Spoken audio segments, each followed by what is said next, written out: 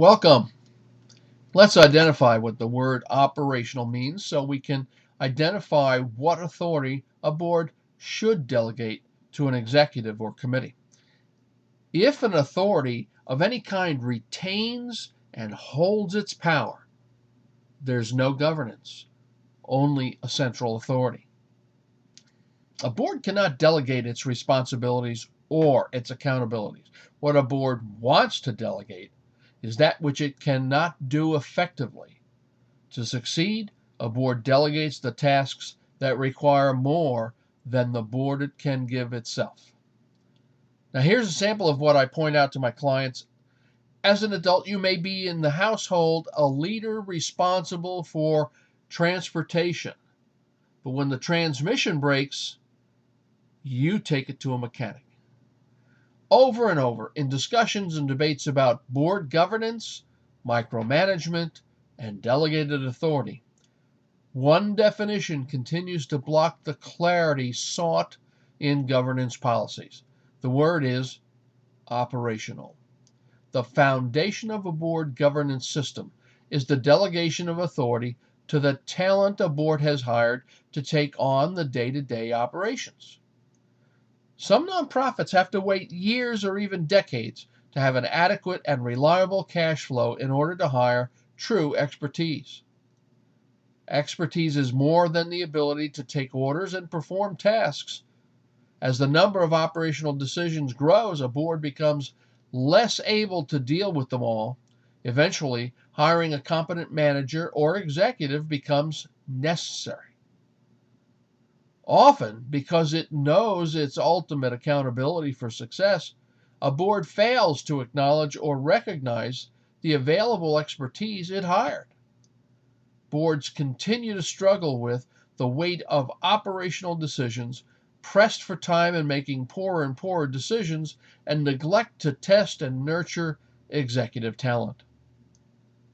Here's what I conclude. It is operational if it affects the employees day to day. 2, if it affects the delivery of benefits to the primary beneficiaries of the mission. 3, if it comes up frequently or regularly. 4, it is operational if it has a greater impact on finances this month, quarter, or year, and not future years or decades. 5, it is operational if it can be handled by the executive or the people the executive hired.